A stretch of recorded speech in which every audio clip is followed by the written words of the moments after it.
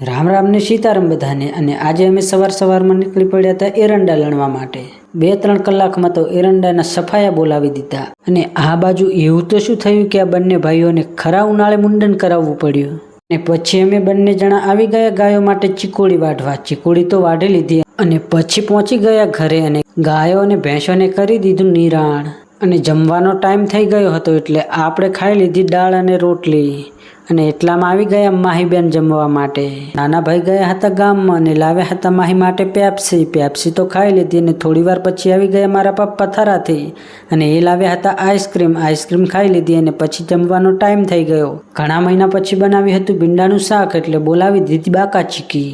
ભાઈબંધ સાથે મંગાવ્યું હતું તરબૂચ અને ભાઈબંધ લાવ્યો હતો 10 કિલોનું તરબૂચ અને ઠંડુ કરી અને આપણે પણ એનું કટિંગ કરી અને તેના છોતરા કાઢી દીધા। તો મિત્રો આજનો મારો મિની વ્લોગ કેવો લાગ્યો જરા કોમેન્ટ કરી દેજો અને આવા જ મિની વ્લોગ જોવા માટે આપણા પેજને ફોલો કરી દેજો।